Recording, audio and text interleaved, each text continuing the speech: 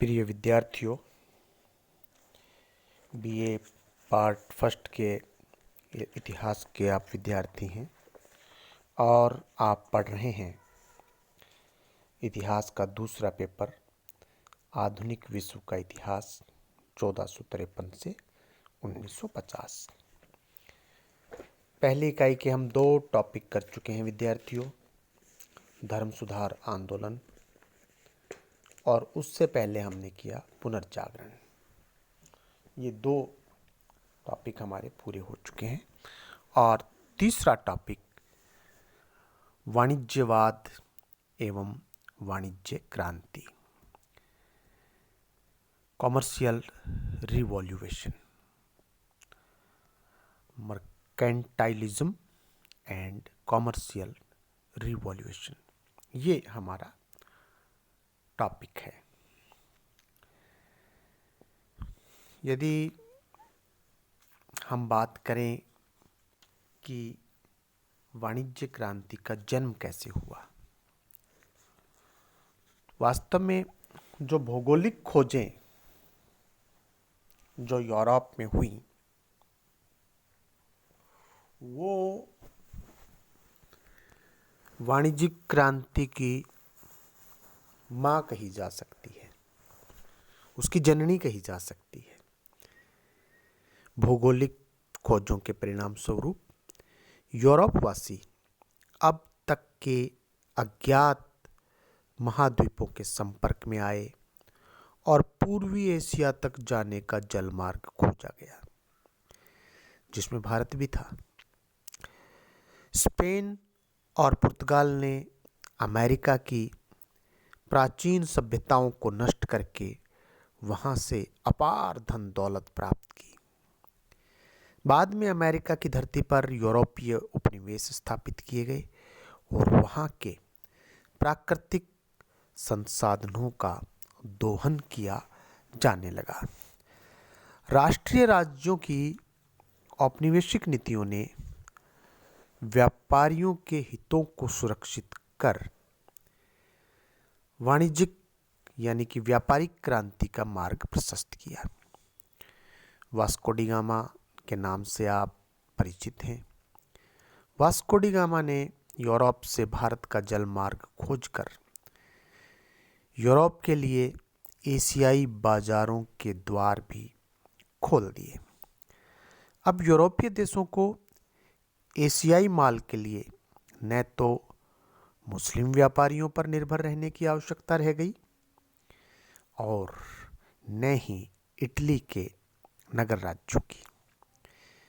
वे एशियाई देशों के साथ सीधा व्यापार कर मुनाफा कमाने लगे, परंतु इसके लिए काफी धन की आवश्यकता थी।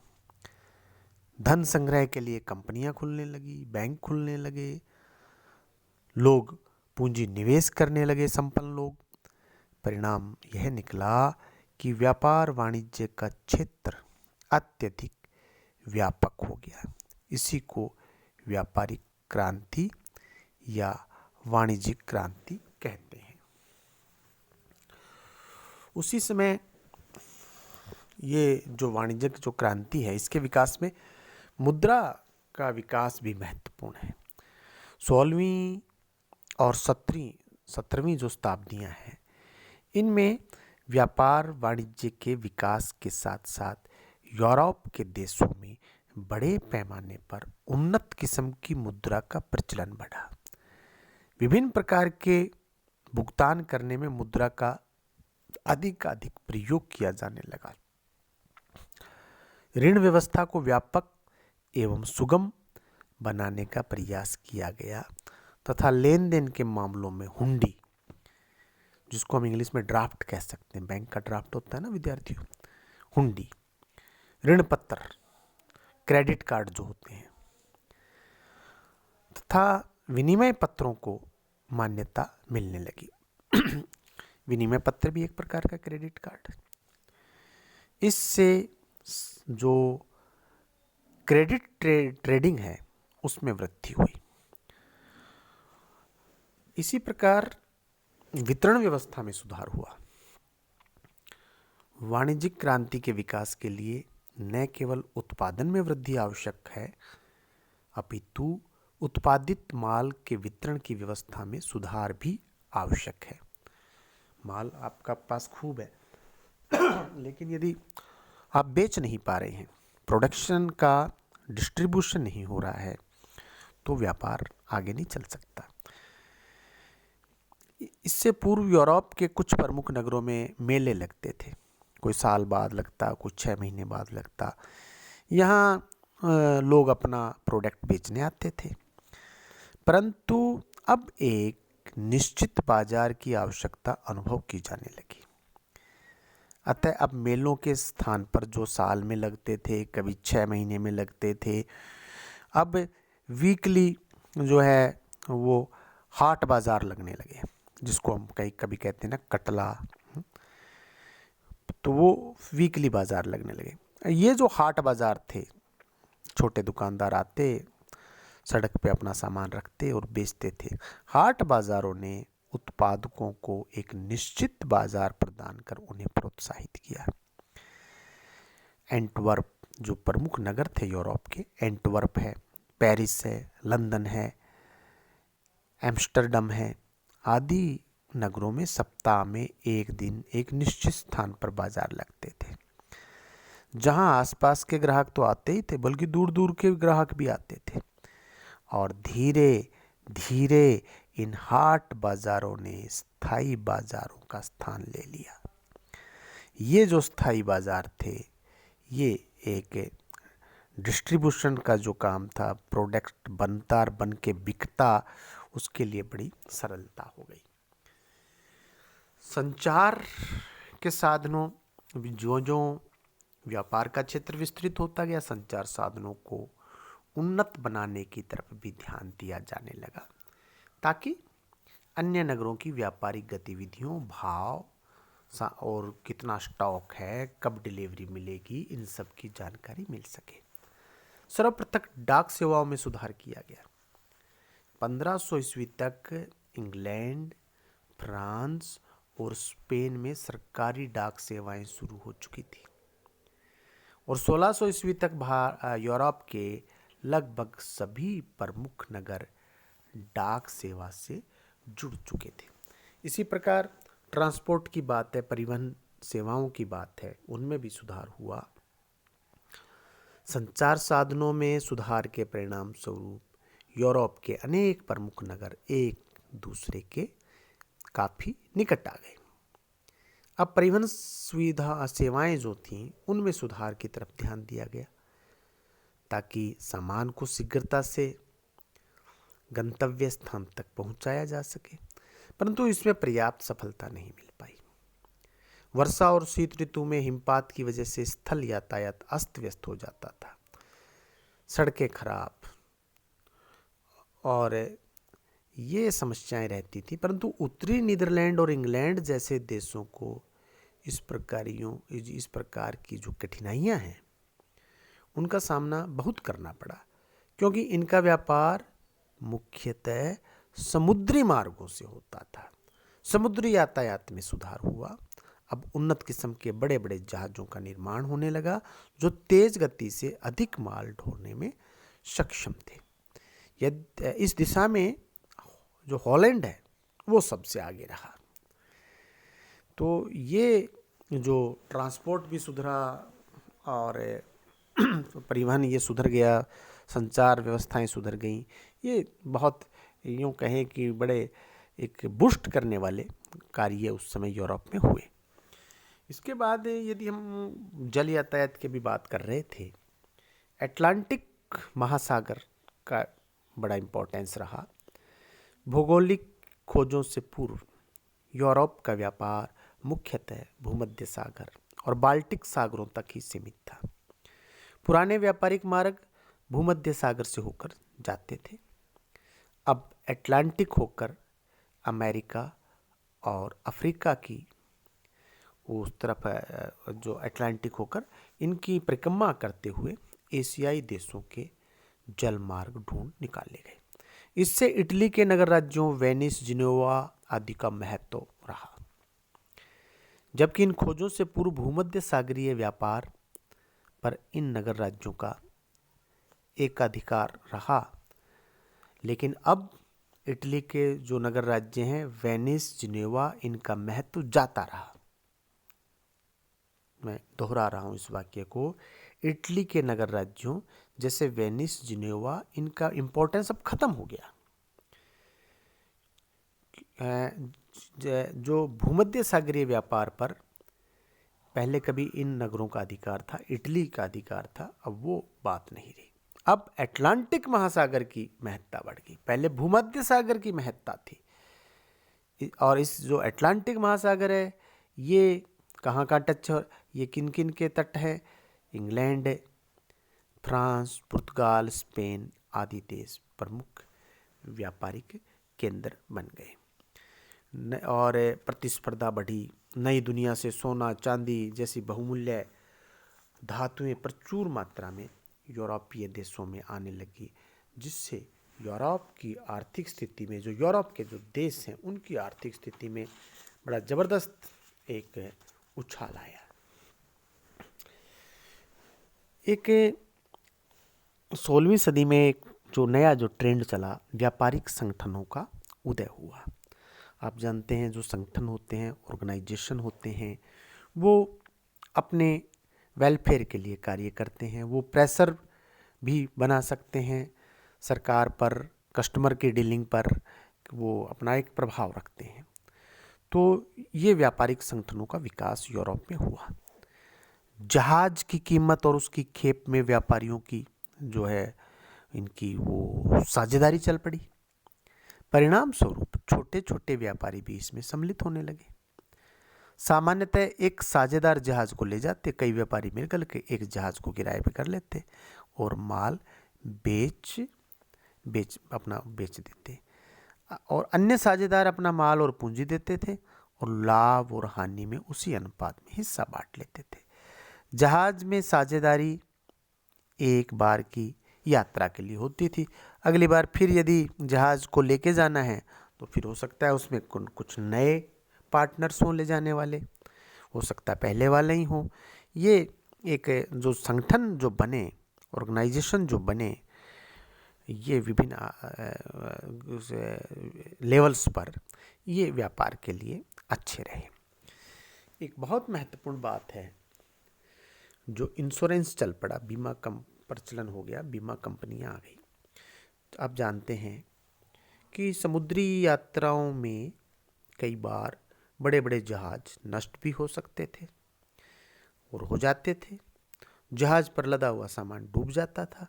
इससे व्यापारिक कंपनियों और जहाज मालिकों को भारी नुकसान उठाना पड़ता था। इस विपदा से निपटने के लिए बीमा कंपनियों का जन्म हुआ और बीमा कंपनियों की स्थापना से वाणिज्य को बहुत सहारा मिला। वाणिज्यवाद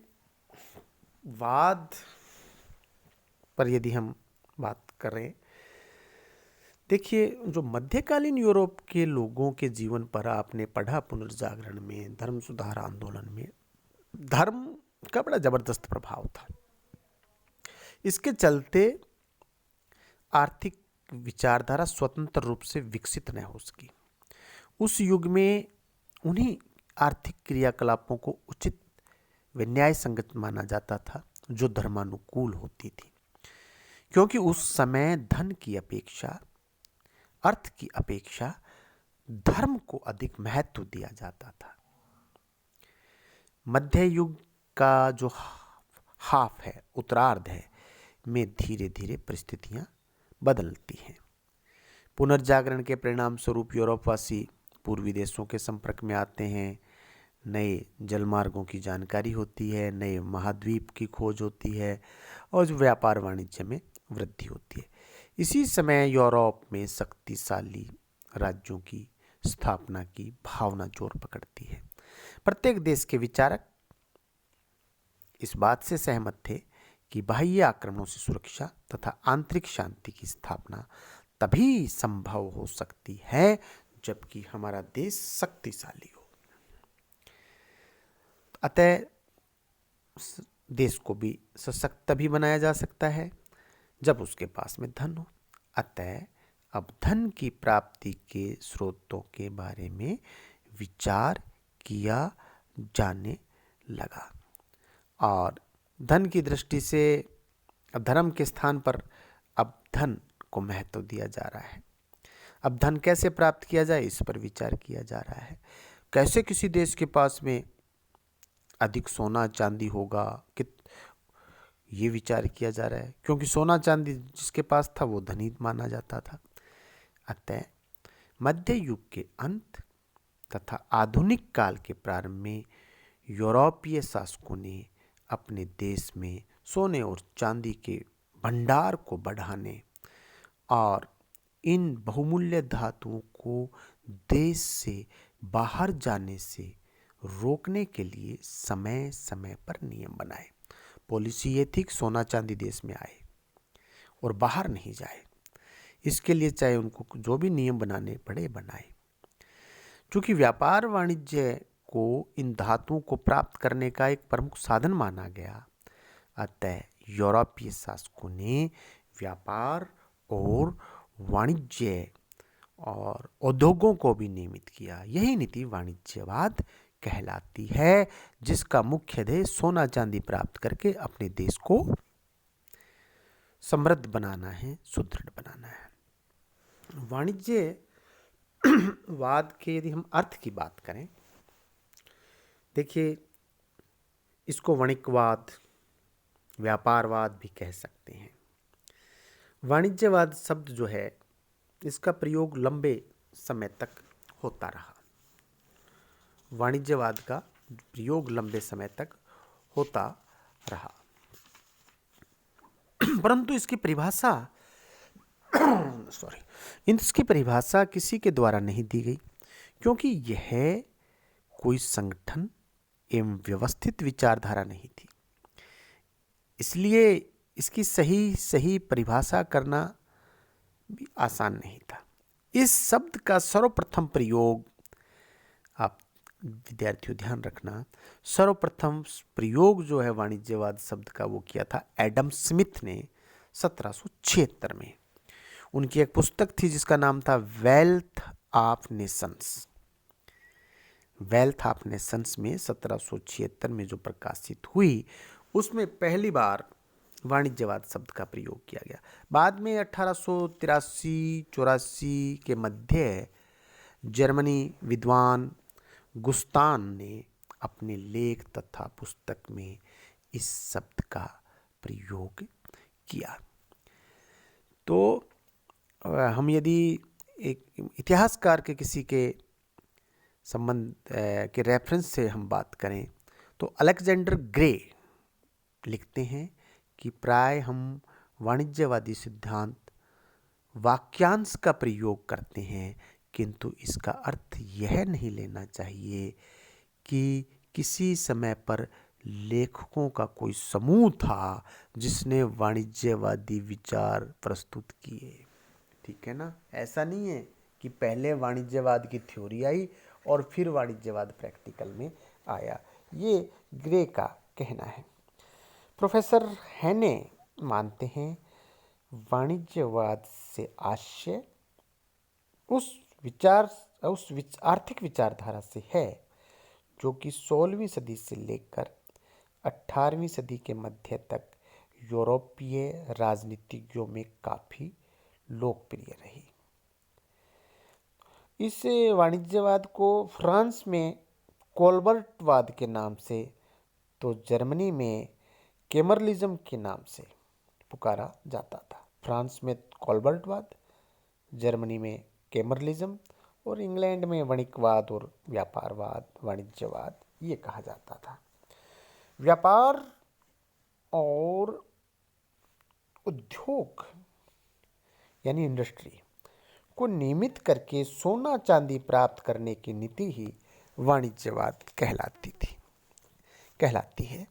राजाओं और जो बड़े व्यापारी लोगों का विश्वास था कि केवल सोना और चांदी के संचित भंडार से ही देश को धनी और सशक्त बना सकते हैं। अतः देशों ने इसके लिए कुछ नियम बनाए।